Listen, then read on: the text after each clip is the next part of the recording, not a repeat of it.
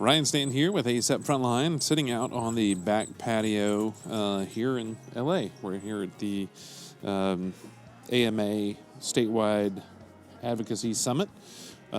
Beautiful setting, by the way. And decided to take a little time with the relatively new executive director of the American College of Emergency Physicians, Mike Fraser, like Razor. So just in case you're looking, it is Fraser, like Razor. That is actually how he introduced himself to us. To get a little background on him and his experiences thus far and kind of direction of where we see ACEP going over the next few years. So, Mike, thanks for joining us here on the patio with Frontline. You got it. Thank you, Ryan. It's great. All right. But I am still relatively new. It's only been 8 weeks, you know. Well, it's these 8 weeks have been the longest decade of your life. It does feel like more. So your first day was November 1st, correct? Yeah, something around in there. Okay, November 1st. So it was right before we started our board retreat, which honestly I didn't know I'd be going to, but just because of the way things worked in the fall. But kind of give us first, let's just start off with a little background, your history and run and leading up to ACEP. Yeah, sure. So I joined ACEP in November, but prior to that I was with College of American Pathologists. So I went from pathology to emergency medicine. Quite a change. I'll ask about that in a minute.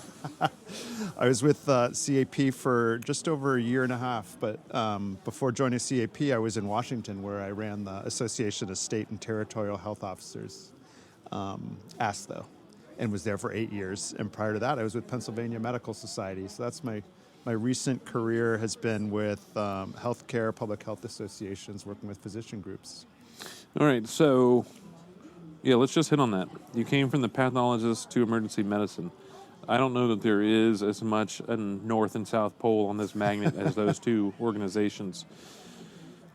Give us a feel, because you stepped right into, our board retreat. Yeah. It was my which was day. in Dallas at the headquarters.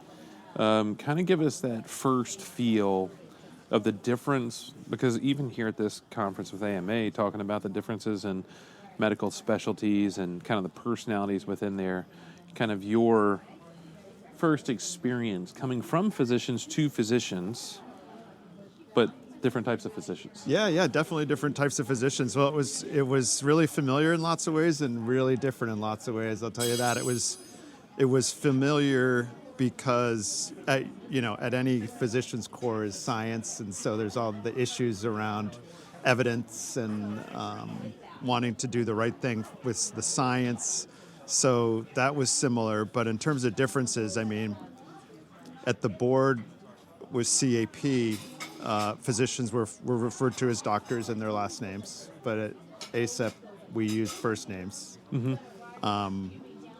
Most board members were suit and tie at the pathologists. Not always the case at ACEP. No, I try to avoid them as much as possible, as evidenced by the attire I brought to this meeting. I think probably the stereotype for pathologists is, you think about what they do. They look through microscopes. They spend a lot of time on analysis. Things take a while, and discussions would take a while. And very cerebral. Yes, incredibly smart. And that's true with emergency medicine too, but the discussion and the range of topics is much broader, much wider. You guys go big, we go big. They go deep. Well, it's like the difference between landing a heavy on a 12,000-foot runway versus landing a jet on an aircraft carrier. We commit and land it, and Yep. if not, it's full throttle. Yep. And I think the other thing that been really interesting is a lot of people, patients in particular, don't necessarily know what pathology is or what their pathologist does. Mm-hmm. And so we spent a lot of time, talking about getting out of the basement, because in most labs in hospitals are in the basement. But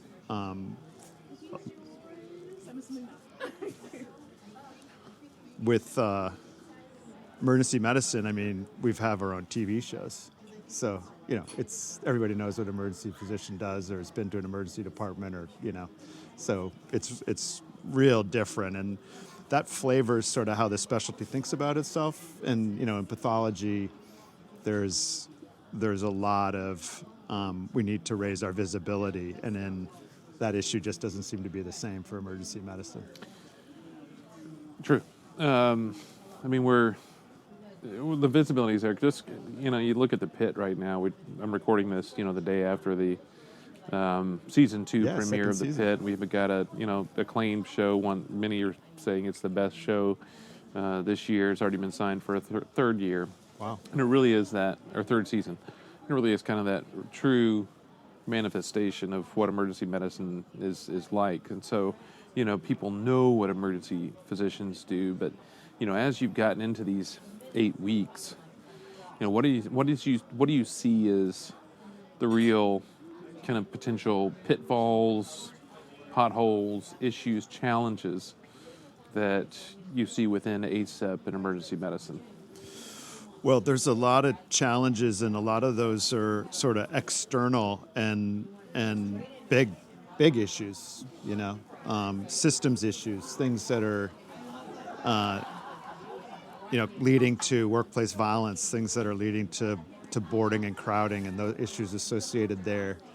And I, again, hadn't spent a lot of time on that in pathology. We did some of that in public health, working with state health departments, but I think addressing those real macro challenges that affect everybody in healthcare, but certainly affect emergency physicians in a lot of ways more than others, are going to be substantial for us. And then we've got the same issues related to reimbursement and the House of Medicine getting together and all those kinds of things. But the policy implications of things like the need to see anybody anytime, that's significant. Mm-hmm. I guess I didn't even really appreciate that until I started really thinking about it when I got to ACEP. When you're getting blown up like Christmas Day from board members and docs, because we're actually still working, and so we don't actually appreciate holidays. Right. Yeah. So I think that's a challenge. I think the other thing is it's a big specialty.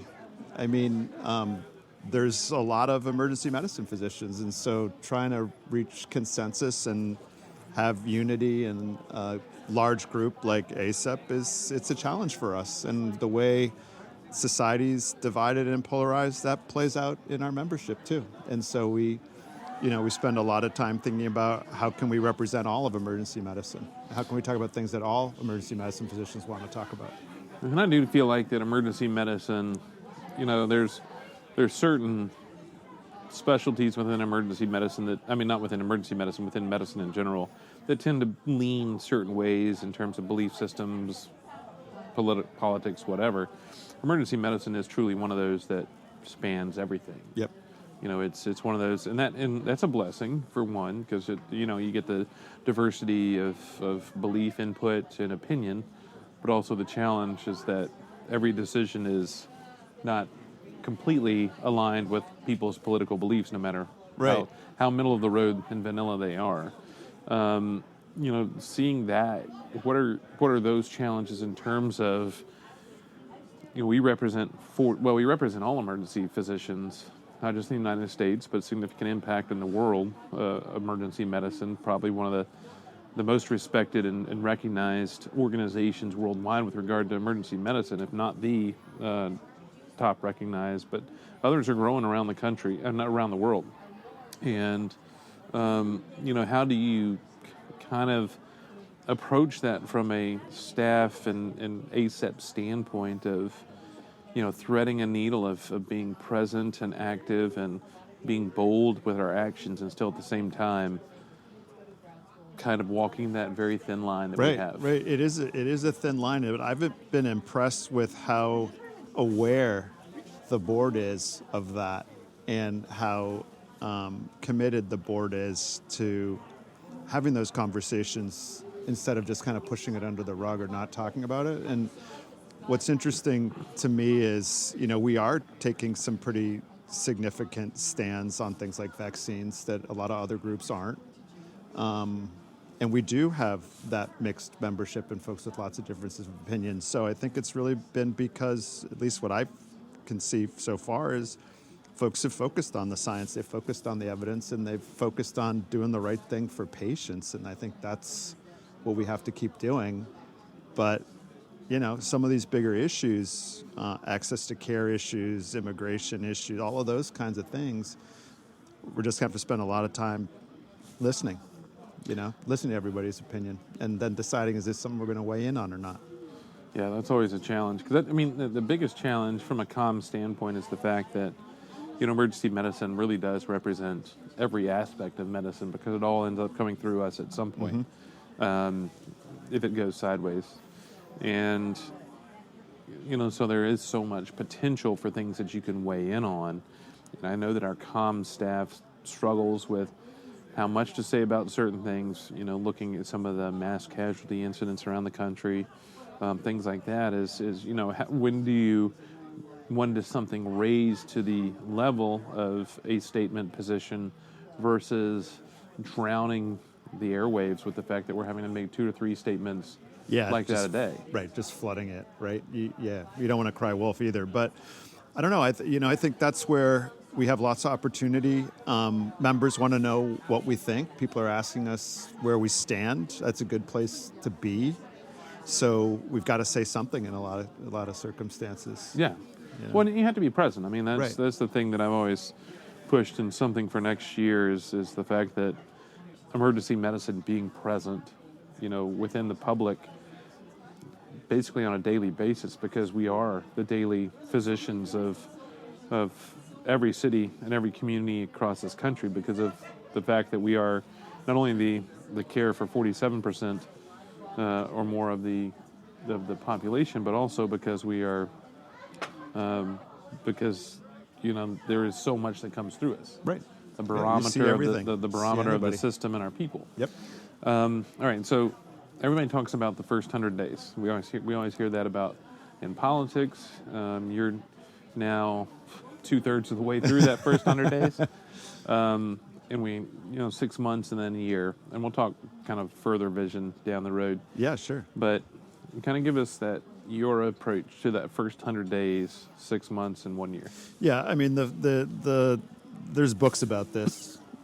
Certainly the first 100 days and why that's so significant. I think really what they all say is spend time listening and learning, and that's how I lead anyway. So it's relatively easy for me. But in the first few months at ACEP already, I've really tried to listen. I've met with a lot of our staff, a lot of our leadership, and just listened, because ACEP's been through a lot of transition, and everybody's got a point of view on that. So it's been good to listen to that and learn. And then ACEP is a relatively young organization, believe it or not. It's 50 plus years, and there's a lot of, at least internally, a lot of systems that need to be looked at, and a lot of ways we do things that probably could benefit from some technology upgrade and some process engineering stuff. So I've spent a lot of time internally really getting to know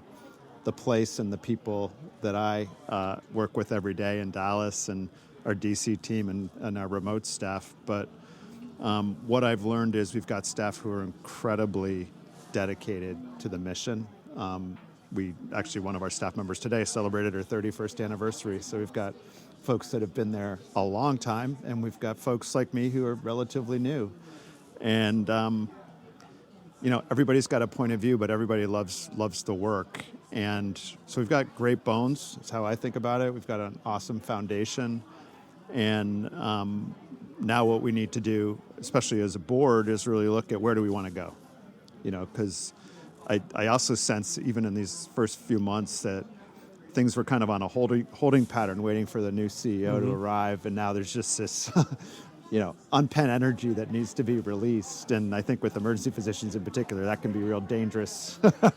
So channeling all the energy and interest, and really getting a sense from the board about what our priorities are, and how do we want to make ACEP function better, and what do we want to work on in the future, and much more strategic approach. So I think we're going to build on a lot of what's already been done, but I'm excited about doing some new stuff. But what I've learned in leading several different organizations is to be more patient, which is really hard for me, and probably hard for lots of our members too, in terms of either making change or making decisions. I'm still assessing where the big problems we need to solve are, not trying to be distracted too much by the shiny objects. Coming in, you get a chance when you're doing the interview process and everything to kind of get an idea of kind of the challenges you're going to face. And you've already mentioned one with, technology legacies and legacy systems and things like that. When you walked into ACEP, mentioned things on hold. What are those areas where you come in and you're like, these are the areas that are going to need kind of an immediate attention for success moving forward? Yeah, well, the big one, and it's an area that I really am interested in, I know you are too, is really looking at our communications strategy and how we as ACEP are telling the story of emergency medicine and what channels we're using to tell that story and who we're working with to tell that story. And the successes that I've had in other organizations, especially early in my tenure, has been to really improve the way we communicate, how we communicate, what we communicate, and make the work of our members real to a much bigger audience. And that's something that I think it's fun to do. It's creative. There's lots of opportunities there. We're all interested. We're all on social media. So I think for me that was going to be an early quick win, is really looking, especially with our new Associate Executive Director for Communications, Marketing, and PR, working with a team that's done great work, how to build on that and scale that and take it to the next level that it deserves to be with who we are and what we want to talk about. So I think that's going to be, I could tell, because I get the emails too, that we have lots of opportunity there, and that's going to be fun. And that's, again, going to engage a lot of members in a different way. So I'm excited to be out and about and hearing folks say, "Oh yeah, I heard about that in ACEP Now," or "I heard about that on your social media channel," or "I listened to your podcast. That was great," or "It really sucked, and here's how you can change it and make it better," which happens too. Right. So I think that's definitely something I want to work on soon, and it's going to be a lot of fun. Well, if you're listening to the podcast and you think it sucks, give us 5 stars. Yeah. Anyway. And then send an email to Mike Fraser and let him know. Which, by the way, doesn't suck at all. So. No, we do all right. We do all right. All right. So let's look further out. Your kind of goals and where you see, once we kind of write. I think that Dr. Schneider did a fantastic job with, kind of fixing some of the holes in the ship that were clearly there and glaring, but in that interim status, there's only so much you can do, but definitely right. Stabilize the situation. Now with you coming in to right the ship and kind of get us and set sail to the future. What do you see? Looking out after we've done the initial stabilization and everything, what do you see in terms of the course that we take as ACEP? Yeah, well, I think the direction and the strategic plan that the board has and the organization has developed lays that out. I think the work that comes over the next year and more, obviously, is really fleshing that out. So what does it mean to say we want emergency medicine and we want ACEP members to have career fulfillment and professional well-being? What does it mean to say we want to be the lead advocate for emergency medicine? What are those priorities? What are the investments there? What are what's the tactical work that we do there? Obviously, we want to grow the scientific assembly and how we convene members and make that an experience that nobody wants to miss. So I think the big issues, boarding, it's going to take a while to address, but there's opportunity there. Workplace violence, those are all issues that are long-term, but also, we've got a place to start. Y'all have done a lot of work already. I think the place where I'm also really excited for the future is looking at what we do with data, what we do with artificial intelligence in medicine, but in particular, obviously, emergency medicine. And then a huge opportunity that we haven't leveraged fully yet is our accreditation programs. And I think for the short term, the work we're doing in CEDAR and EMDI, the work we're doing with accreditation, those are huge opportunities for ACEP, and we're going to spend a lot of time over the next year trying to grow those. All right. So exposure here to thousands of emergency physicians, most of them members, probably some not physicians. What are your kind of closing message for this first conversation 8 weeks into this event? It's closer to 9 weeks. So it's closer point. to It's 9 about weeks. 9 weeks. And, Yeah. Your final 2 years. the longest 2025 and 2026. Yeah, you've been here 2 years. You're kind of that message to physicians out there is ACEP's gone through changes and kind of seeing where we're going. Yeah. I mean, I would say stick with us for sure, and thanks for being a member. And if you're not a member or your membership lapsed, give us another try, because I think some great things are coming, and we don't want you to miss out. We at ACEP and our staff and our board want to be the professional home for emergency medicine physicians, and there's lots of reasons to do that. And I think we're going to have a lot to offer as we move forward, even in this year.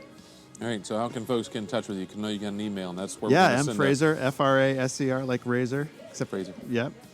At acep.org. All right, appreciate it, and love the fact you're excited. As soon as I texted and said, hey, let's do this while we're here, and you're like, yeah, let's do it. Definitely. Yeah. We'll do it again, like 6 months, 12 months. See how it goes. See how it You're goes. completely gray hair with a beard and look like Father Time. Yeah.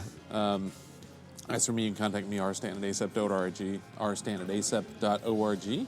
And we're recording here. I want to go ahead and congratulate the Indiana Hoosiers for this bowl game. That gives you an idea of when we're recording this. Exactly. And until next time, I'm Dr. Ryan Stanton, and this has been some ACEP Frontline.